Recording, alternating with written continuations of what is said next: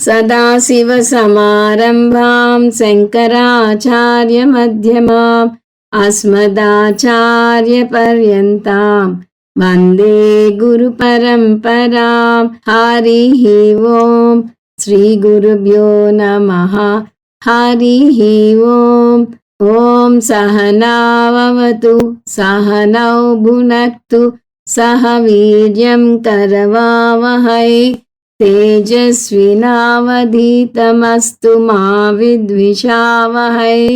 ఓం శాంతి శాంతి శాంతి. మనం బృహదారణ్యకోపనిషత్తు 32వ క్లాస్లో ఉన్నాం. అంత ముందు క్లాస్లో 3వ అధ్యాయంలో 6వ బ్రాహ్మణం ముగించుకుని 7వ బ్రాహ్మణంలోకి తొంగి చూసాము. 3వ అధ్యాయం అన్నిటికన్నా చాలా ముఖ్యమైనదని, ఇందులో వేదాంత బోధ కొత్త పంథాలో వస్తుందని వేరే ఏ ఉపనిషత్తులోనూ చూడమని కూడా చూసాం. దీన్ని జల్పం అంటారు. అంటే ఇద్దరు పండితుల మధ్య జరిగే సంవాదం ఇది. ఎవరి వాదన వారు నిలబెట్టుకోవడానికి చూస్తారు, కానీ ఇందులో విద్య ట్రాన్స్ఫర్ అవటం ఎక్కువగా ఉండదు. జనక మహారాజు వేదవిత్తములు ఎవరో వారికి 1000 ఆవులను ఇస్తానని ప్రకటించటం వల్ల ఒక పండిత సభ ఏర్పడింది. అందులో యాజ్ఞవల్క్యుడు ఆ 1000 ఆవులను తన ఆశ్రమానికి తోలుకు పొమ్మని తన శిష్యుణ్ణి ఆదేశించగా, మొట్టమొదటగా అశ్వలుడు అనే బ్రాహ్మణుడు ఎదుర్కొంటాడు. వరుసగా అలా 8 మంది బ్రాహ్మణులు యాజ్ఞవల్క్యుడిని ప్రశ్నలు అడుగుతూ వస్తారు. గార్గి అనే స్త్రీ 2 సార్లు యాజ్ఞవల్క్యుని ఎదుర్కోవటం వల్ల మనకి 9 బ్రాహ్మణాలు వచ్చాయి. చూడటానికి భిన్నంగా ఉన్నట్టు కనిపించిన ఈ 9 బ్రాహ్మణాలలోనూ ఒక కంటిన్యూస్ థాట్ ఫ్లో వస్తుంది. అందువల్ల మొదటి బ్రాహ్మణానికి వెళ్ళాల్సి వచ్చింది. వేద విత్తములు ఎవరో తెలుసుకోవాలి అంటే వేద విత్తముల్లో వేద పూర్వ భాగం వేద అంత భాగం 2 వస్తాయి. అందువల్ల ముందు వేద పూర్వ భాగంతో ప్రశ్నలు మొదలై 4వ బ్రాహ్మణం నుంచి జ్ఞానకాండ మొదలవుతుంది. 4వ బ్రాహ్మణంలో ఉషస్థుడు అనే బ్రాహ్మణుడు బ్రహ్మను నిర్వచించి ఆ బ్రహ్మ గురించి ఇంకా చెప్పు అన్నాడు. అదే థాట్ ఫ్లో కంటిన్యూ అవుతోంది. అందువల్ల దానికి సంబంధించిన వాక్యాలను మళ్ళీ చూద్దాం. అతహైనం ఉషస్థ చాక్రాయణ పప్రచ్చ యాజ్ఞవల్కేతి హోవాచ యత్ సాక్షాత్ అపరోక్షాత్ బ్రహ్మ య ఆత్మా సర్వాంతరః తమ్మే వ్యాచక్ష్వేతి ఏషత ఆత్మా సర్వాంతరః కథమో యాజ్ఞవల్క్య సర్వాంతరః. ఉషస్థుడు బ్రహ్మను యత్ సాక్షాత్ అపరోక్షాత్ బ్రహ్మగా నిర్వచించి ఈ బ్రహ్మే అన్నింటిలోనూ సర్వాంతరంగా ఉన్నాడు అని చెప్పాడు. ఆ పదం కంటిన్యూ అవుతోంది. య ఆత్మా సర్వాంతరః. ఉషస్థ బ్రాహ్మణుల ఆత్మ నిర్వచనాలు 2 చెప్పాడు యాజ్ఞవల్క్యుడు. అది ఆత్మ అకర్త భోక్త అని, ఆత్మ సబ్జెక్ట్ ఆబ్జెక్ట్ కాదని వస్తుంది. దాని తర్వాత ఇవే మాటలు వాడి కహోలుడు ఆత్మ గురించి చెప్పు అంటే అక్కడ ఇంకొక నిర్వచనం వస్తుంది. అది ఆత్మ అసంసారి అని వస్తుంది. ఈ ఆత్మ సర్వాంతరః అన్న పదాన్ని తీసుకుని గార్గి 6వ బ్రాహ్మణంలో ప్రశ్నలు అడుగుతుంది. వేదాంతంలో సర్వాంతరం అంటే ఎగ్జాక్ట్లీ లోపల ఉంది అని కాదు. ఉదాహరణకి మామూలు అర్థం తీసుకుంటే కుండ లోపల నీరు ఉంది అంటే కుండ వేరు నీరు వేరు అని చెప్పడం అవుతుంది. కానీ వేదాంతంలో లోపల ఉంది అంటే దానికి కారణంగా ఉంది, దానికి అధిష్టానంగా ఉంది, దానికన్నా సూక్ష్మతరంగా ఉంది, దానికన్నా అపరిచ్ఛిన్నంగా ఉంది అనే అర్థాలు వస్తాయి. సో మూల కారణం వెతుక్కుంటూ వెళ్ళటానికి ఇక్కడ నుంచి మన ప్రయాణం మొదలవుతుంది. ఈ సర్వాంతరంగా ఉన్నది ఏమిటి అంటే భూలోకంతో మొదలై మన ప్రయాణం హిరణ్యగర్భలోకం దాకా గార్గి బ్రాహ్మణంలో వచ్చింది. గార్గి ముందు ఆవిడే ఒక నమూనా ఇస్తుంది. నీరు అంతటికి ఓతం ప్రోతం అయితే నీటికి ఓతం ప్రోతం ఏమిటి అని అడుగుతుంది. ఓతం ప్రోతం అంటే వస్త్రాల పరంగా చూస్తే నిలువుదారాలు, అడ్డదారాలు, పడుగు పేక అని కూడా అంటారు. ఇక్కడ వస్తుపరంగా చూస్తే దానికి ఆధారం ఏమిటి? భూమికి ఆధారం నీరు అని గార్గే చెప్పింది. భూమి అన్న పదం వాడలేదు, కానీ మనం అది అర్థం చేసుకుంటాం. ఆ విధంగా నీటికి ఆధారం ఏమిటి అంది. అలా ఆవిడ 10 ప్రశ్నలు అడిగింది. యాజ్ఞవల్క్యుడు అన్నిటికీ జవాబు చెప్పాడు. మన ప్రయాణం భూమి నుంచి సాగి హిరణ్యగర్భ లోకం వరకు సాగింది. హిరణ్యగర్భ లోకం అంటే బ్రహ్మలోకం. మనం ఆ ప్రశ్నలన్నీ చూడకుండా ఆ లోకాలు ఏమిటో మాత్రం చూద్దాము. భూలోకానికి నీరు అధిష్టానం అని చూసాం, 2 అయిపోయాయి. ఇంకా యాజ్ఞవల్క్యుడు చెప్పిన 10 ఏమిటి అని చూస్తే అవి వాయువు, అంతరిక్షలోకం, గంధర్వలోకం, ఆదిత్యలోకం, చంద్రలోకం, నక్షత్రలోకం, దేవలోకం, ఇంద్రలోకం, ప్రజాపతి లోకం, బ్రహ్మలోకం. అలా 10 ప్రశ్నలకి జవాబు చెప్పాడు యాజ్ఞవల్క్యుడు. ఒకదానికన్నా ఒకటి సూక్ష్మతరంగా ఉంటాయని, అవి వాటికి కారణం అని ఉదాహరణకి మనం చంద్రలోకం, నక్షత్రలోకం గురించి చూసాము. చంద్రలోకానికి అంతరలోకం, నక్షత్రలోకం 2 పంచభూతాలతో తయారు చేయబడినవే, కానీ నక్షత్రలోకం యొక్క పంచభూతాలు చంద్రలోకం యొక్క పంచభూతాల కన్నా సూక్ష్మతరంగా ఉంటాయి.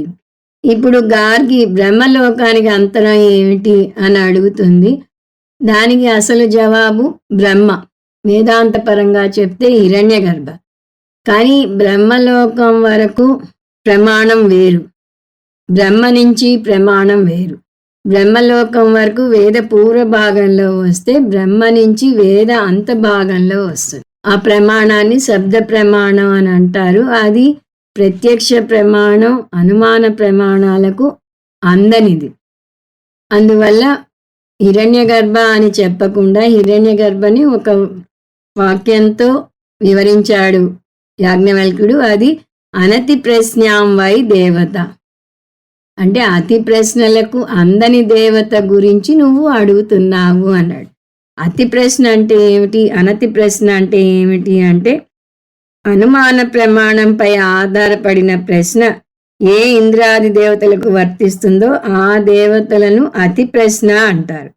అతి ప్రశ్న కాకూడని దేవత హిరణ్యగర్భుడు అనతి ప్రశ్న అనబడుతుంది. అంటే కేవలం శాస్త్ర ప్రమాణం ద్వారానే తెలుసుకోవచ్చు అని అర్థం. అటువంటి అనతి ప్రశ్న అయిన దేవత గురించి నువ్వు అతి ప్రశ్న వేస్తున్నావు గార్గి. అందువల్ల నీకు మరణించాలనే కోరిక లేని పక్షంలో అతి ప్రశ్నను వేయకు అని యాజ్ఞవల్క్యుడు ఆగ్రహంతో పలికాడు. అప్పుడు గార్గి తాత్కాలికంగా ఉపశమించింది. తాత్కాలికంగా అని ఎందుకంటున్నావంటే మధ్యలో ఒక బ్రాహ్మణుడు అడిగాక మళ్ళీ ఆవిడ రెట్టించిన ఉత్సాహంతో ప్రశ్నలు వేయటానికి వస్తుంది. ఇప్పుడు మన ప్రయాణం భూలోకం నుంచి మొదలుపెట్టి బ్రహ్మలోకం వరకు వచ్చింది. ఇంకా మిగిలిన 3 స్టెప్స్ ఏమిటో మనం విడిగా తెలుసుకుంటే, బ్రహ్మలోకం అధిష్టాన దేవత బ్రహ్మ, హిరణ్యగర్భ. హిరణ్యగర్భకు అధిష్టాన దేవత ఈశ్వరుడు. ఈశ్వరునికి అధిష్టాన దేవత నిర్గుణ బ్రహ్మ.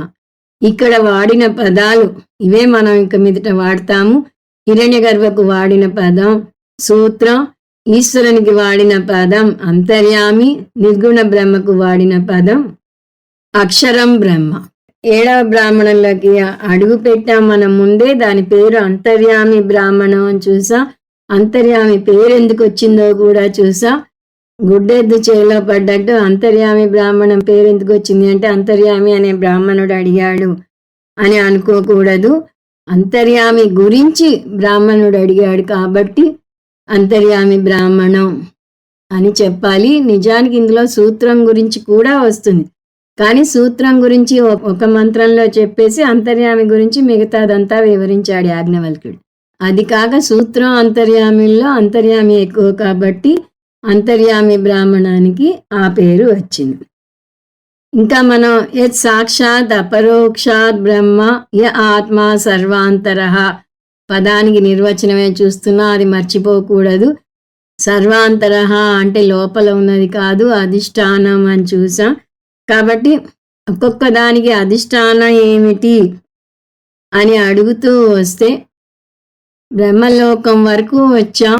ఈ బ్రాహ్మణంలో మనం సూత్రం అంతర్యామిల గురించి చూడబోతున్నాం. సూత్రం అంటే సమష్టి సూక్ష్మ ప్రపంచం యొక్క చైతన్యం, అంతర్యామి అంటే సమష్టి కారణ ప్రపంచం యొక్క చైతన్యం, అక్షరం అంటే మనకు తెలిసిన నిర్గుణ బ్రహ్మ. ఈ బ్రాహ్మణం చాలా చాలా ముఖ్యమైనది. ఎందువలనంటే అంతర్యామి గురించిన వర్ణన మనకి ఇక్కడే వస్తుకునే మనం అభిషేకాలు చేసే ఈశ్వరుడు ఎవరు ఏమిటి విషయాలు ఇందులో వస్తాయి. అందువల్ల ఈ బృహదారణ్యక ఉపనిషత్తులోనే కాదు మొత్తం ఉపనిషత్తులన్నిటిలోకి ఈ బ్రాహ్మణం చాలా ముఖ్యమైనది. ఇది ఒక కథతో మొదలవుతుంది. ఆ కథ కూడా మనం చూసాం. ఒకసారి ఆ కథని గుర్తు తెచ్చుకుంటే, ఉద్దాలక ఆరుని అనే బ్రాహ్మణుడు ఇక్కడ ప్రశ్న అడిగాడు. ప్రశ్న అడిగే ముందు ఒక కథ చెప్పాడు. నేను మద్రదేశంలో యజ్ఞం నేర్చుకోవడానికి వెళ్ళాను. అక్కడ పతంజలి కాప్యుడు అనే బ్రాహ్మణుడు ఇంట్లో బస చేశాను. అతని భార్యను గంధర్వుడు ఆవహించాడు. ఆ గంధర్వుడు ఎవరు అని అతన్ని మేము ప్రశ్నిస్తే అతని పేరు కబంధ అధర్వుణ్ణి అని చెప్పి గంధర్వుడే పతంజలి కాప్యుడిని యజ్ఞం నేర్చుకునే మమ్మల్ని 2 ప్రశ్నలు అడిగాడు. ఒక ప్రశ్న సూత్రం గురించి తెలుసా అని, రెండవ ప్రశ్న అంతర్యామి గురించి తెలుసా అని అన్నాడు అని చెప్పాడు. ఇంతవరకు మనం ముందు క్లాసులో చూసాం. అందువల్ల ఒకసారి ఈ మొదటి మంత్రాన్ని మళ్ళీ చూసి ముందుకు వెళ్దాం. అధ్యాయం 3, బ్రాహ్మణం 7, మంత్రం 1. మొత్తం మంత్రం చదవను, మనకి ఎంతవరకు కావాలో అంతవరకు ముందు చూద్దాం. అతహైనం ఉద్దాలక ఆరుణిః పప్రచ్చ యాజ్ఞవల్కేతి హోవాచ మద్రేషు అవసామ పతంజలస్య కాప్యస్య గృహేషు యజ్ఞం అధీయానాః తస్యాసీద్ భార్యా గంధర్వగృహీత తం అపృచ్ఛామ కోసీతి సోబ్రవీత్ కబంధ అధర్వణః ఇతి స అబ్రవీత్ పతంజలం కాప్యం యాజ్ఞికాగుంశ్చ వేత్త నుత్వం కాప్య తత్సూత్రం ఏన అయంచ లోకః పరశ్చ లోకః సర్వాణి చ భూతాని సంవృద్ధాని భవంతీతి సోబ్రవీత్ పతంజలః కాప్యః నాహం తద్భగవన్ వేదేతి సోబ్రవీత్ పతంజలం కాప్యం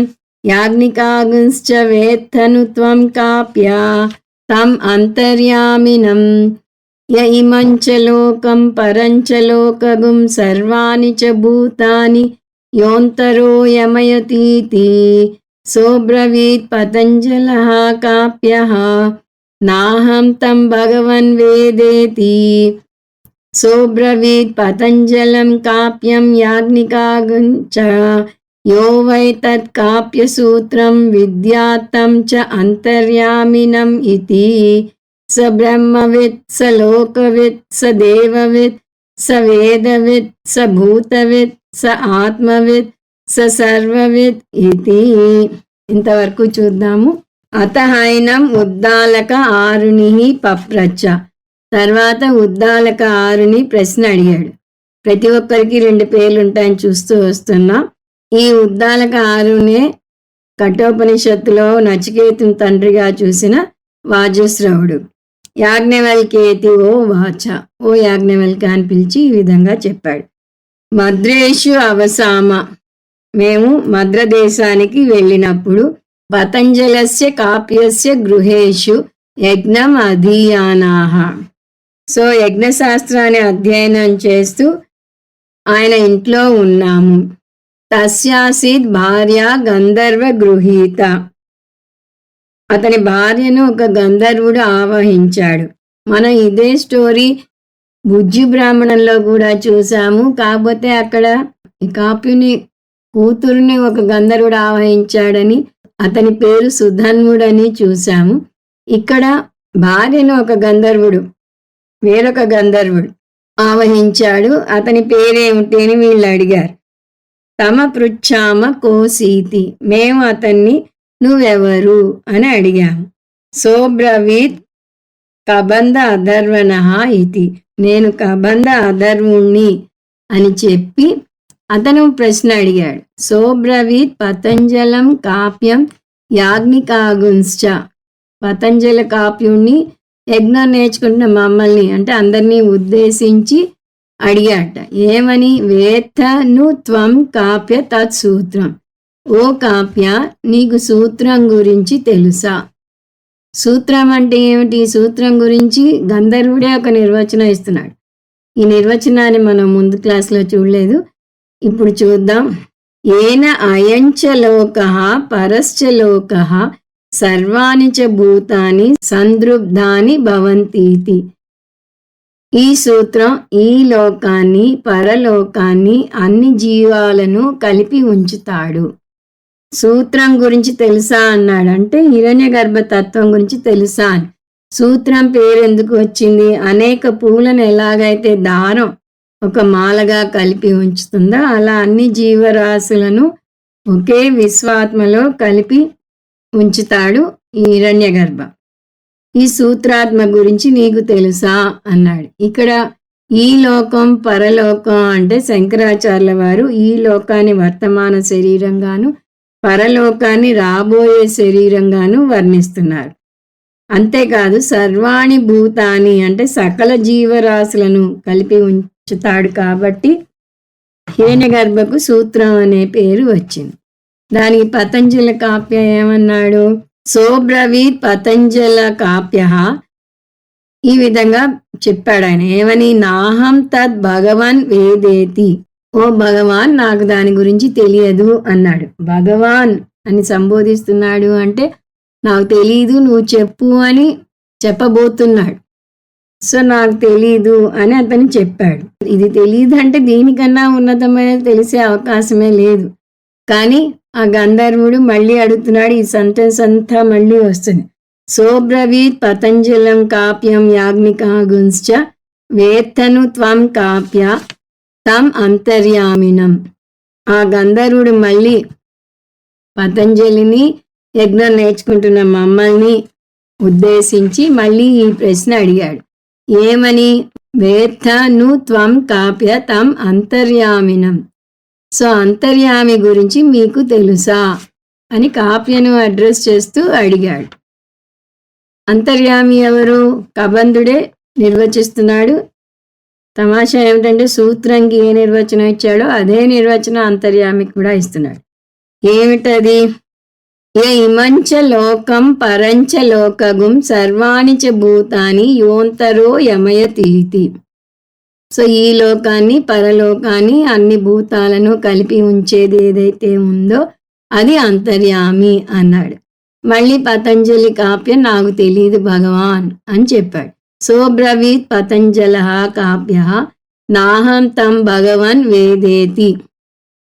సో భగవాన్ నాకు తెలీదు. శాస్త్రంలో గురువుని భగవాన్ అని శిష్యుడిని సౌమ్య అని అడ్రస్ చేస్తారు. ఇక్కడ గురువు పతంజలి, ఆయనే గంధర్వుని భగవాన్ అంటున్నాడు అంటే తన గురువైనా తనకి విషయం తెలియదు కాబట్టి దాని గురించి నేర్చుకోవడానికి సిద్ధంగా ఉన్నాను అనే సూచనని ఇస్తున్నాడు. ఈ కథంతా ఎందుకు చెప్తున్నాడు అని ఆలోచిస్తే హిరణ్య గర్భ గురించి గురువు కూడా చెప్పలేడు. అతనికి తెలిసిన ప్రత్యక్ష అనుమాన ప్రమాణాలు సరిపోవు. అందువల్ల ఇది పౌరుషేయ విషయం కాదు. నిజానికి ఈ మాట ముందే హెచ్చరించాడు యాజ్ఞవల్క్యుడే. అనతి ప్రశ్నాం వై దేవతాం. అతి ప్రశ్నల్లోకి రాని దేవత గురించి నువ్వు అడుగుతున్నావు అని గార్గిని హెచ్చరించాడు. కాబట్టి నిజమే, నాకు తెలుసు, నేను శాస్త్రం నేర్చుకున్నాను. ఎక్కడ నేర్చుకున్నాను? గంధర్వుడి దగ్గర నేర్చుకున్నాను గురువుతో కలిసి. కాబట్టి నాకు శాస్త్రం తెలుసు, ఇది పౌరుషేయ విషయం కాదు అని కూడా తెలుసు. ఒక కారణం ఇది. రెండవ కారణం పరోక్షంగా యాజ్ఞవల్క్యుని భయపెట్టే ప్రయత్నం. విద్య బోధించే గురువు పతంజలి కాప్యునికే జవాబు తెలియలేదు. మామూలు మనిషి అయిన నీకెలా తెలుస్తుంది? కానీ యాజ్ఞవల్క్యుడు మామూలు మనిషి కాదు, సాక్షాత్తు విష్ణుమూర్తి అవతారం అంటారని అతనికి తెలియదు. పైపెచ్చు నేను గంధర్వుని నుంచి నేర్చుకున్నాను, నీకు గంధర్వుడు దొరికే అవకాశం లేదు పొమ్మని బెదిరిస్తున్నాడు. ఇప్పుడు అంతర్యామి ఎవరు? లోపల ఉండి నియంత్రించేవాడు. అంతః అంటే లోపల ఉండి, యమయతి అంటే నియంత్రించేవాడు. కారు లోపల కూర్చుని డ్రైవర్ కారుని నియంత్రించినట్టుగా భగవంతుడు జీవుల లోపల ఉండి నియంత్రిస్తాడు. ఎక్కడో వైకుంఠంలోనో కైలాసంలోనో దూరంగా లేడు అని దీని అర్థం. ఇక్కడ మనం అంతర్యామి పదం వాడుతున్నాం కానీ ఇది ఈశ్వరునికి వర్తిస్తుంది అని చూస్తూ వస్తున్నాం. అంతర్యామి పదం ఇక్కడ సరిగ్గా సరిపోతుంది. ఈశ్వరుడు అంటే ఎక్కడో కైలాసంలో ఉన్నాడు అనుకుంటాం. అంతర్యామి అంటే లోపల ఉన్నాడు అని గ్రహిస్తాం. ఎవరిని నియంత్రిస్తాడు? అన్ని శరీరాలను, అన్ని ప్రాణులను హిరణ్యగర్భతో సహా. ఎందుకంటే హిరణ్యగర్భకు అధిష్టాన దేవత. హిరణ్యగర్భతో సహా అందరినీ నియంత్రిస్తాడు. అందువల్ల ఈ విద్య తెలుసుకున్నవాడు సర్వజ్ఞుడు అవుతాడు అని గంధర్వుడు చెప్తున్నాడు. ఎప్పుడు శాస్త్రంలో విద్య గురించి వచ్చినప్పుడు దానికి కలిగే ఫలం కూడా వస్తుంది. సో ఇక్కడ ఫలశ్రుతి ఏమిటి? తత్కాప్య సూత్రం విద్యార్థం చ అంతర్యామినం ఇతి. ఓ కాప్య, ఎవరైతే సూత్రం గురించి అంతర్యామి గురించి తెలుసుకుంటారో వాళ్ళు ఏమవుతారు? స బ్రహ్మవిత్, స లోకవిత్, స దేవవిత్, స వేదవిత్, స భూతవిత్, స ఆత్మవిత్, స సర్వవిత్ ఇతి. సో ఈ రెండిటి గురించి తెలుసుకున్న అతను బ్రహ్మవేత్త అవుతాడు, లోకాలను తెలిసిన వాడవుతాడు, దేవతలను తెలిసిన వాడవుతాడు, వేదాలను తెలిసిన వాడవుతాడు, ప్రాణులను తెలిసిన వాడవుతాడు, ఆత్మను తెలిసిన వాడవుతాడు. ఒక ముక్కలో చెప్పాలంటే సర్వం తెలిసిన వాడవుతాడు. ఎందువల్ల? ఈ అంతర్యామి వీటన్నింటిలోనూ అంతరంగా ఉన్నాడు కాబట్టి అంతర్యామి గురించి తెలుసుకుంటే వీటన్నింటి గురించి తెలిసినట్టు అవుతుంది. ఒక ముక్కలో చెప్పాలంటే అతను బ్రహ్మవేత్త అవుతాడు, పరమాత్మ తత్వం తెలిసిన వాడు అవుతాడు, సర్వజ్ఞుడు అవుతాడు. ఇక్కడ మనం కథను కొనసాగించుకోవాలి. గంధర్వుడు ఈ జ్ఞానాన్ని ఇంతగా పొగడటం వల్ల ఈ పతంజలి కాప్యుడు, అతని శిష్యులు అందరూ ఇంక్లూడింగ్ మన ఉద్దాలకారుని ఈ విద్య నేర్చుకున్నారు ఆయన దగ్గర నుంచి. గంధర్వుని బోధించమంటే గంధర్వుడు బోధించాడు. అందువల్ల ఇప్పుడు ఆ గంధర్వుడు చెప్పినట్టుగా ఉద్దాలకుడు కూడా సూత్ర జ్ఞానం, అంతర్యామి జ్ఞానం పొందాడు. కాబట్టి సర్వజ్ఞుడయ్యాడు. కాబట్టి అతనికి తెలియనిది ఏదీ లేదు. కాబట్టి యాజ్ఞవల్కునికి తెలియదు. అతనికి 1000 ఆవులు తీసుకునే అర్హత లేదు. ఇంత కథ మనం కలుపుకోవాలి ఇప్పుడు. సో ఇప్పుడు కంటిన్యూ చేద్దాం, మిగతా భాగం చదువుదాం. తేభ్యః అబ్రవీత్ తత్ అహం వేద తచ్చేత్ త్వం యాజ్ఞవల్క్య సూత్రం అవిద్యాగుం తం చ అంతర్యామినం బ్రహ్మగవి ఉదజసే మూర్ధాతే విపతిష్యతీతి వేదవా అహం గౌతమ తత్సూత్రం తం చ అంతర్యామినం ఇతి యో వా ఇదం కచ్చిత్ బ్రూయాద్వేద వేదేతి యథా వేత్త తథా బ్రూహీతి. దీని అర్థం, కాబట్టి నేను సూత్రం అంతర్యామిల గురించి నేర్చుకున్నాను, నీకు వాటి గురించి తెలియని పక్షంలో నీ తల ఊడి పడగలదు. ఈ పార్ట్ మనం చూస్తూ వస్తాం, నీ తల ఊడి పడగలదు అని. అంటే యాజ్ఞవల్కుడు నాకు తెలుసు వాటి గురించి అంటాడు. తెలుసు అంటే సరిపోదు. చాలా మంది ఏం చేస్తారు, వారి అజ్ఞానం కప్పిపుచ్చుకోవడానికి నాకు తెలుసు అంటారు. అలా నువ్వు చెప్పే పక్షంలో కుదరదు. నీకేం తెలుసో తెలిసింది తెలిసినట్టుగా చెప్పు అని అంటాడు. ఇప్పుడు ఈ నేపథ్యంతో ఈ భాగం చూద్దాం. తేభ్యః అబ్రవీత్ అహం వేద. వారికి చెప్పాడు అంటే గంధర్వుడు వీరందరికీ చెప్పారు. కాబట్టి ఆ అంతర్యామిని నేను ఎరుగుదును, నాకు తెలుసు. తచ్చేత్ త్వం యాజ్ఞవల్క్య సూత్రం అవిద్యాగుం తం చ అంతర్యామినం.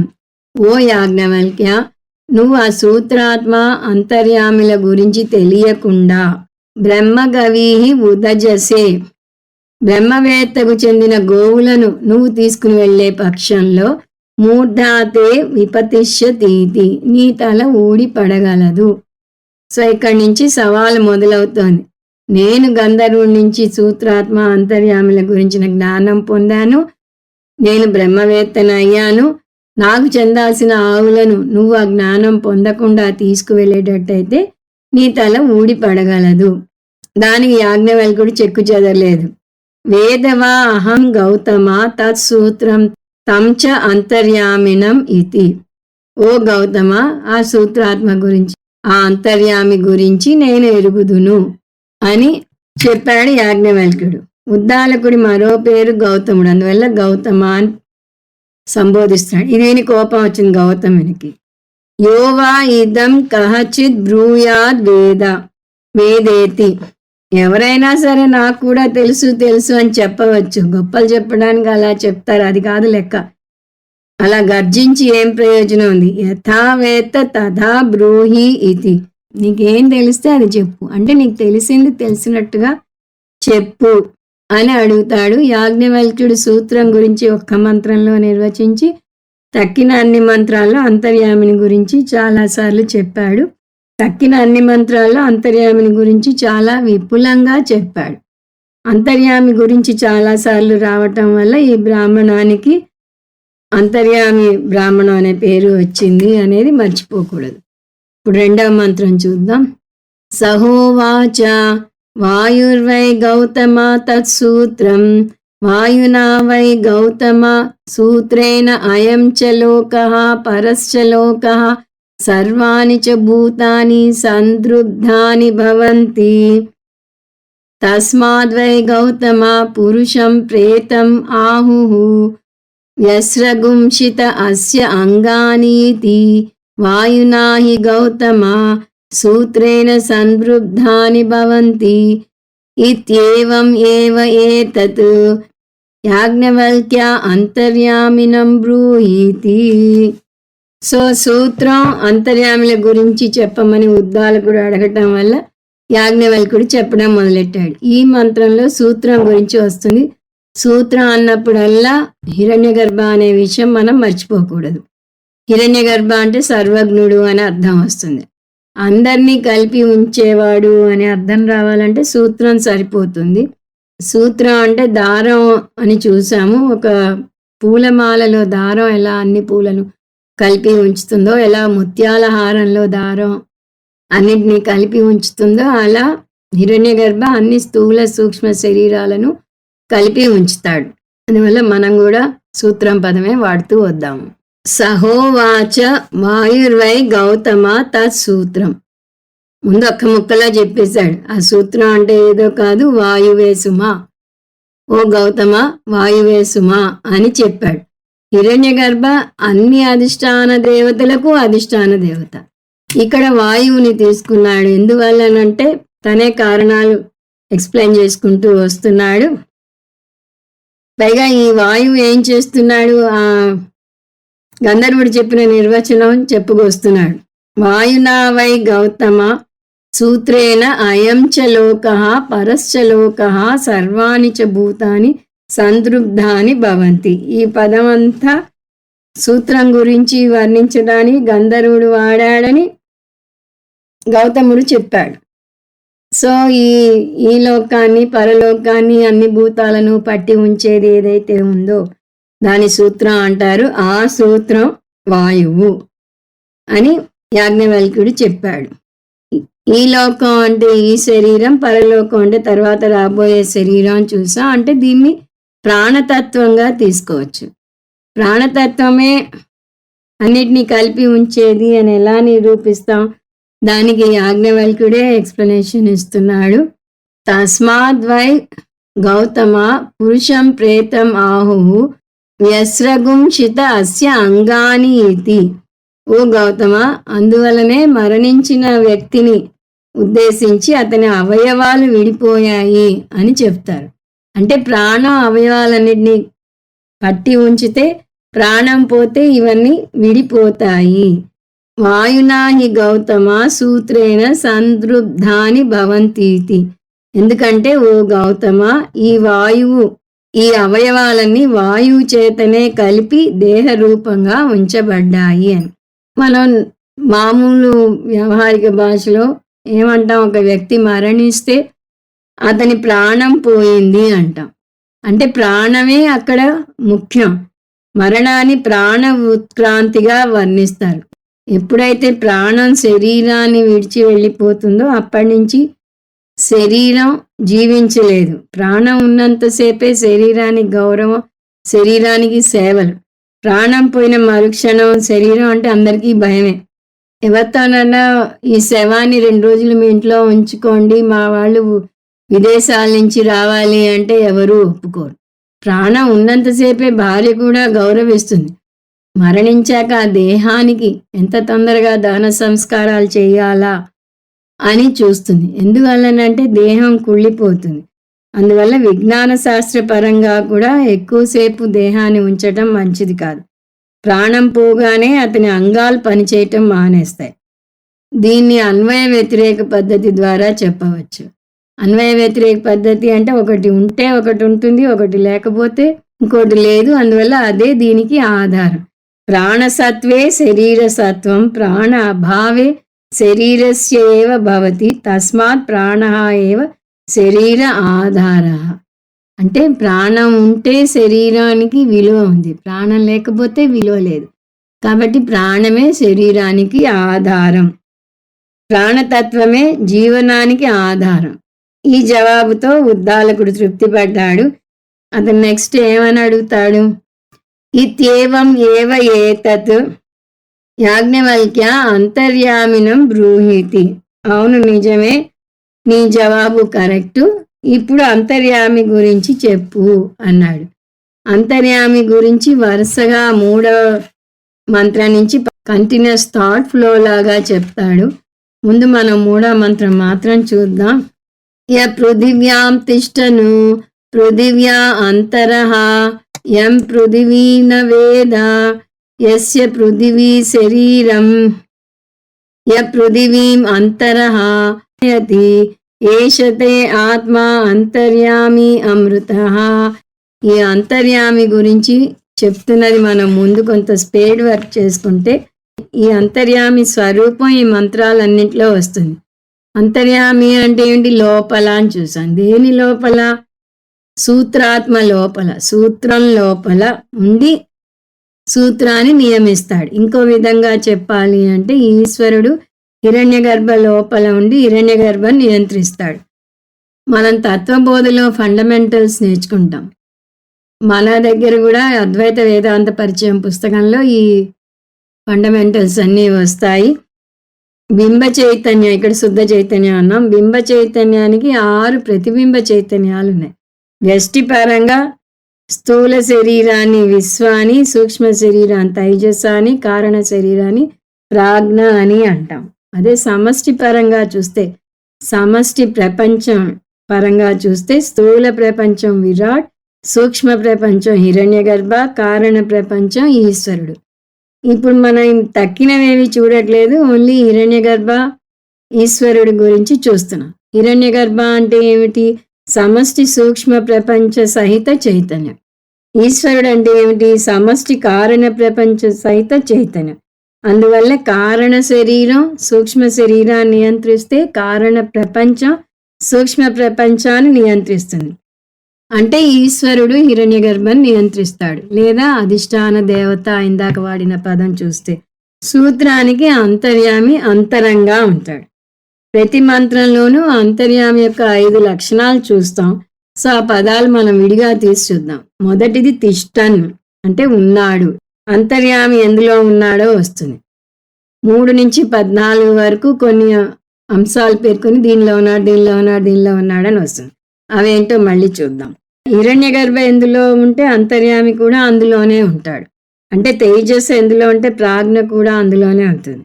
తైజస ప్రాజ్ఞలు వ్యష్టి పరంగా ప్రతిబింబ చైతన్యాలని ఇప్పుడే చూసాం. సమష్టి పరంగా హిరణ్యగర్భ ఈశ్వరులు, వారు సమష్టి స్థూల ప్రపంచంలో ఉంటారు. 2 అంతరహ. అంతరహ అంటే లోపల, బాహ్యంగా కాదు అని అర్థం. భూమి మీద నివసిస్తున్నాడు అంటే భూమి పైన అవ్వచ్చు, భూమి లోపల కూడా అవ్వచ్చు. కానీ అంతర్యామి ఉండేది లోపల. దేని పేర్కొంటే దాని లోపల. నా వేద దేని లోపల ఉంటే అది అంతర్యామిని తెలుసుకోలేదు. అంటే హిరణ్యగర్భ అంతర్యామిని గురించి తెలుసుకోలేడు. అంటే అంతర్యామి ఆబ్జెక్ట్ కాదు, విషయం అంటే విషయం కాదు, అంతర్యామి సబ్జెక్ట్. 4 శరీరం. హిరణ్యగర్భ ఏ శరీరంలో ఉంటాడో అంతర్యామి కూడా ఆ శరీరంలోనే ఉంటాడు. అంటే ఈశ్వరునికి విడిగా వేరే శరీరం లేదు. సూత్రాత్మ ఉన్న శరీరంలోనే హిరణ్యగర్భ కూడా ఉంటాడు. అంటే స్థూల ప్రపంచమే ఈశ్వరునికి, హిరణ్యగర్భకు కూడా శరీరం. వ్యష్టిపరంగా చూస్తే విశ్వే తైజస్సుకు, ప్రాజ్ఞకు కూడా శరీరం. యమయతి లోపల ఉండి నియంత్రిస్తాడు. సో ఇప్పుడు 5 పదాలు చూసాం. తిష్టన్, అంతరహ, నవేద, శరీరం, యమయతి. ఈ 5 పదాలు అన్నింటిలోనూ వస్తాయి. ఇవి అంతర్యామి స్వరూపాన్ని వర్ణిస్తాయని చూసాం. సో హిరణ్యగర్భను ఒక్కటిగా తీసుకోకుండా యాజ్ఞవల్కుడు అనేక దేవతలుగా విభజించాడు. ఇందాకే చూసాం హిరణ్యగర్భ ఎవరు అంటే అధిష్టాన దేవతలందరికీ అధిష్టాన దేవత. వ్యక్తిగా మన శరీరంలో అనేక అంగాలు ఉన్నాయి. ఒక్కొక్క అంగానికి ఒక్కొక్క అధిష్టాన దేవత ఉన్నాడు. ఉదాహరణకి కన్నుకి అధిష్టాన దేవత సూర్యుడు, వాక్కుకి అధిష్టాన దేవత అగ్ని, మనసుకు అధిష్టాన దేవత చంద్రుడు. అలా మనకున్న 19 అంగాలకు 19 అధిష్టాన దేవతలు ఉన్నారు. వీరందరికీ అధిష్టాన దేవత హిరణ్యగర్భుడు.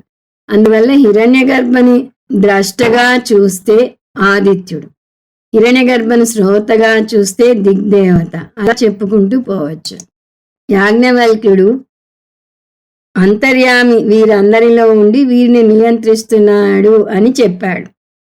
ఇప్పుడు ఒక్కొక్క దేవతకు ఈ 5 అంశాలను అన్వయించుకోవాలి. ఇన్ని చెప్పడం ఎందుకు అంటే అది వేదాంతం స్పెషాలిటీ. ఏది తెలుసులేని ఊరుకోదు అని చెప్తూ వస్తాను. ఒక విషయం వివరంగా చెప్పడానికి ఎన్ని అంశాలుంటే అన్నీ చెప్పుకొస్తుంది. సో ఇక్కడ ఏ ఉన్నాయో అవన్నీ చెప్పుకొస్తోంది. అందువల్ల మనం 3వ మంత్రం వివరణ చూస్తే చాలు, అదే వివరణ అన్ని మంత్రాలకు కొనసాగుతుంది. మొట్టమొదటి దేవత పృథివీ దేవత. సో పృథివ్యాం తిష్టన్, తిష్టన్ పదం వచ్చింది, అది అండర్లైన్ చేసుకోండి. అతను పృథివీలో ఉన్నాడు. పృథివీ అంటే ఇక్కడ స్థూల పృథివీ, పృథివీ దేవత కాదు. పృథివ్యా అంతరహ, లో ఉన్నాడు అంటే లోపల ఉన్నాడు. పృథివీలో లొకేషన్ ఫస్ట్, దాని స్పెసిఫికేషన్. పృథివీలో ఉన్నాడు, పృథివీ లోపల ఉన్నాడు. ఇక్కడ కూడా స్థూల పృథివే తీసుకోవాలి. ఇది 2వ అంశం. పృథివీ న వేద, తన లోపల ఉన్నదాన్ని పృథివీ తెలుసుకోలేదు. ఇక్కడ పృథివీ అంటే పృథివీ దేవత, ఎందుకంటే శరీరం తెలుసుకోలేదు. సో పృథివీ దేవత అంటే హిరణ్యగర్భే. హిరణ్యగర్భ అన్ని అంగాలకు అధిష్టాన దేవతలుగా విభజించబడ్డాడు అని చూసాం కదా. సో పృథివీ దేవత తెలుసుకోలేదు అంటే హిరణ్యగర్భ పృథివీ దేవతగా అంతర్యామి గురించి తెలుసుకోలేడు అని అర్థం. ఇది 3వ అంశం. 4 యస్య పృథివీ శరీరం. మళ్ళీ శరీరం అనేసరికి దేవత కాదు, స్థూల పృథివీ. ఇంతకు ముందే చూసాం అంతర్యామి సూత్రం ఒకే శరీరంలో ఉన్నారు అని. కాబట్టి పృథివీ యొక్క స్థూల శరీరం, సూత్రం అంతర్యాములకు శరీరం. అందువల్ల స్థూల పృథివీ లోపల పృథివీ దేవత అంటే హిరణ్యగర్భ, అంతర్యామి ఉన్నారు. ఇద్దరు ఒకే శరీరాన్ని పంచుకుంటారు. మరి ఏది హిరణ్యగర్భ, ఏది అంతర్యామి అంటే పృథివీ దేవత హిరణ్యగర్భ అంశం, అంతర్యామి ఈశ్వర అంశం. ఇద్దరికి శరీరం ఒకటే అనేది 4వ అంశం. పృథివీం అంతరో యమయతి. యమయతి పదం ఇక్కడ తీసుకోవాలి. పృథివీ లోపల ఉండి పృథివీని నియంత్రిస్తాడు.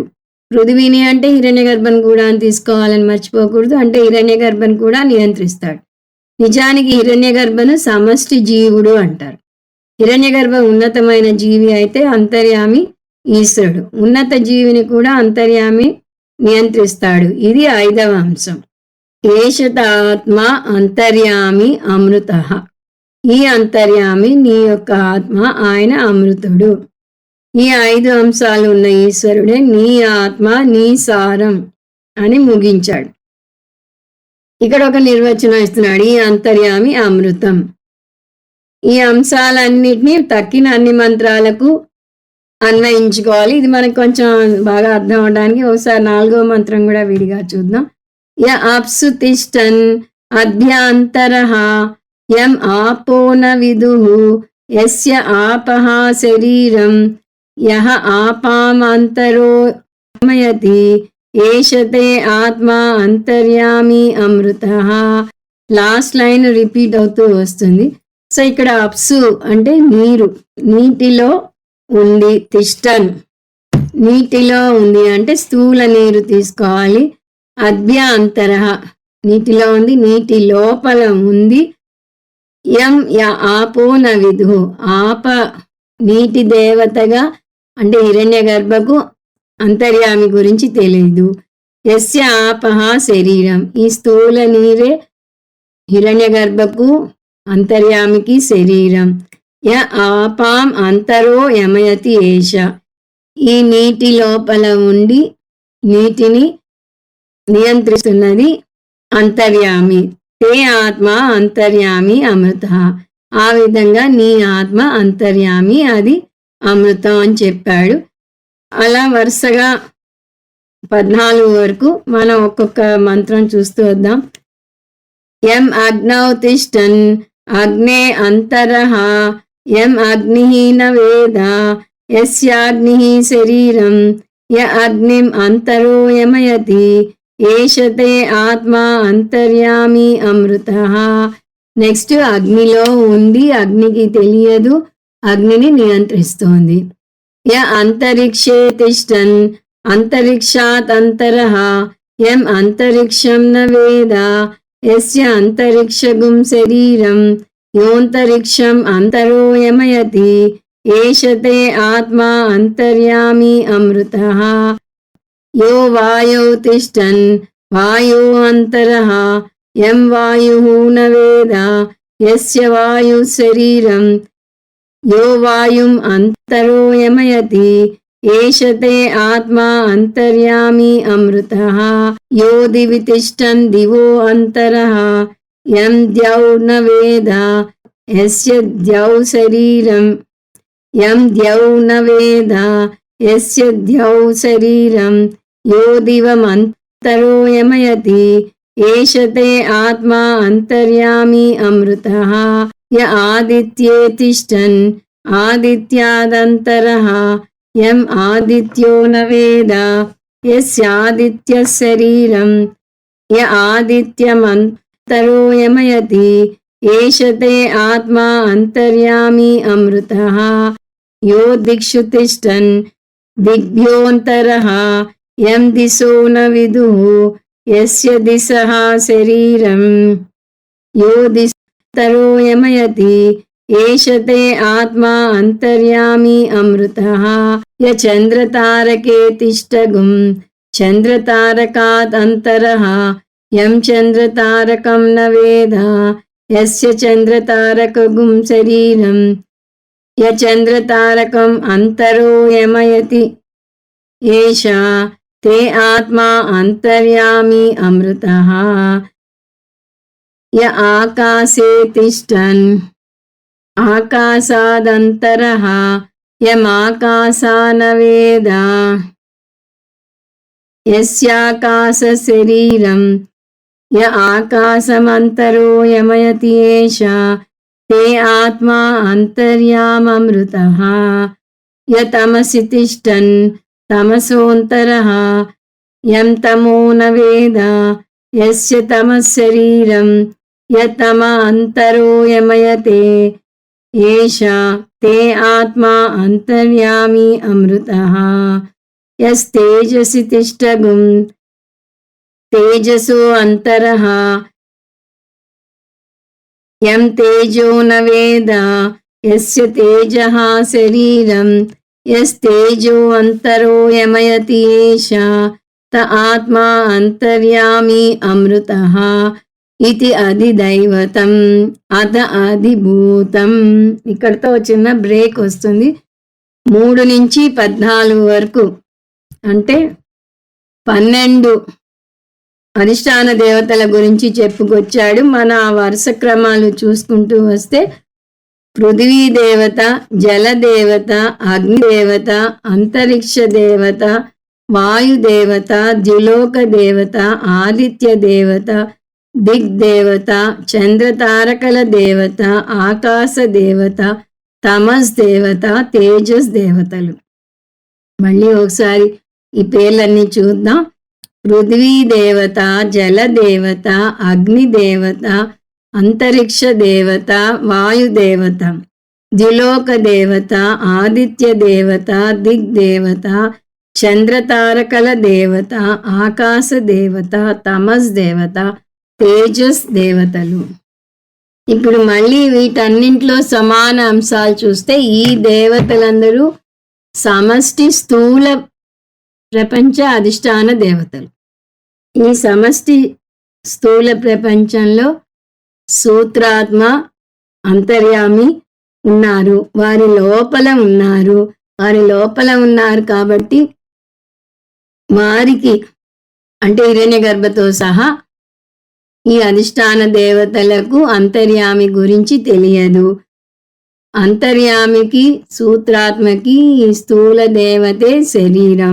ఈ శరీరం లోపల ఉండి అంతర్యామి వీరిని నియంత్రిస్తున్నాడు. ఈ అంతర్యామే నీ ఆత్మ. అంటే ఈ అంతర్యామి నీ యొక్క ఆత్మ, ఆయన అమృతుడు. ఇంతవరకు అధిదైవం గురించి చెప్పాడు. ఇప్పుడు అధిభూతం గురించి వస్తుంది. ఇక్కడ 15వ మంత్రం చూద్దాం. సర్వేషు భూతేషు తిష్టన్ సర్వేభ్యో భూతేభ్యో అంతరః యగుం సర్వాణి భూతాని న విదుః యస్య సర్వాణి భూతాని శరీరం సర్వాణి భూతాని అంతరో యమయతి ఏష తే ఆత్మా అంతర్యామి అమృతః ఇతి అధిభూతం అధ్యాత్మం. సో ఈ మంత్రం అధిభూత ప్రతిబంధ మంత్రం. అంటే ఇదే ఈశ్వరుడు అన్ని జీవాలలో ఉన్నాడు అని చెప్తున్నాడు. ఇక్కడ అధిభూతాన్ని భౌతిక శరీరాలుగా వర్ణిస్తారు. అదే వివరణ ఇందులో కూడా కొనసాగుతుంది. దాని తర్వాత అధ్యాత్మం, అది 16 నుంచి 23 వరకు వస్తాయి. ముందు 16 చూద్దాం. ప్రాణే తిష్టన్ ప్రాణాత్ అంతరః యం ప్రాణో న వేద యస్య ప్రాణ శరీరం ప్రాణం అంతరో యమయతి ఏష తే ఆత్మా అంతర్యామి అమృతః. సో అంతకుముందు పృథ్వీ దేవతకి ఎలా చూసామో అలాగే ఇక్కడ కూడా మనం చెప్పచ్చు. ఏమని? ప్రాణంలో ఉన్నాడు అంటే ప్రాణం లోపల ఉన్నాడు. ప్రాణానికి తెలియదు. ఈ ప్రాణమే సూత్రాత్మకి, అంతర్యామికి శరీరం. ఈ ప్రాణం లోపల ఉండి అంతర్యామి ప్రాణాన్ని నియంత్రిస్తాడు. అదే నీ ఆత్మ, అది అమృతం అని చెప్పాడు. ఇక్కడ చెప్పిన అంశాలు ఏమిటి? మనం 17 నుంచి 23 వరకు చూసేద్దాం. యో వాచి తిష్టన్ వాచోంతరః యం వాగ్నవేద యస్య వాక్ శరీరం యో వాచం అంతరో యమయతి ఏష తే ఆత్మాన్ అంతర్యామి అమృతః. చక్షుషి తిష్టగుం చక్షుషః అంతరః యం చక్షుర్న వేద యస్య చక్షు శరీరం యచక్షు అంతరో యమయతి ఏష తే ఆత్మా అంతర్యామి అమృతః. యశ్రోత్రే తిష్టన్ శ్రోత్రాత్ అంతరః యగుం శ్రోత్రం న వేద యస్య శ్రోత్రగుం శరీరం యశ్రోత్రమంతరో యమయతి ఏష తే ఆత్మా అంతర్యామి అమృతః. యో మనసి తిష్టన్ మనస అంతరః యం మనో న వేద యస్య మనశ్శరీరం యో మనోంతరో యమయతి ఏష తే ఆత్మా అంతర్యామి అమృతః.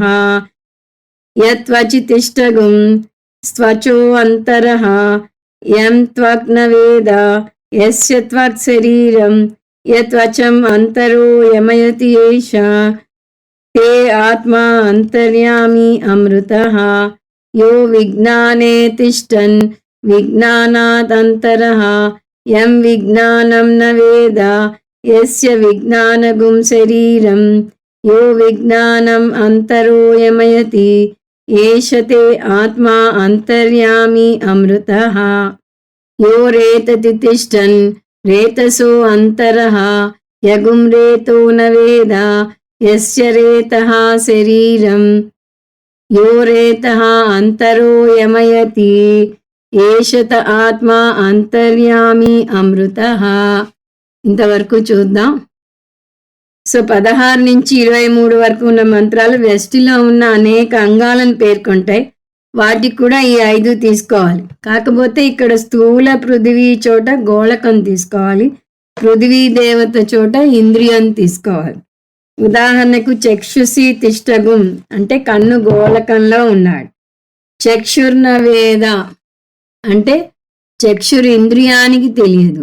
యస్య చక్షు శరీరం అంటే కన్ను ఇంద్రియానికి అంటే హిరణ్యగర్భకు అంతర్యామికి శరీరం.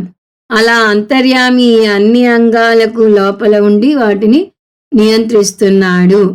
సో మంత్రాలు 16 నుంచి 23 వరకు వరుసగా చూసుకుంటూ వస్తే ఈ అంగాలు ఈ వరుస క్రమంలో ఉంటాయి. అవి ఘ్రాణేంద్రియం అంటే ఇక్కడ ప్రాణంగా తీసుకోవాలి.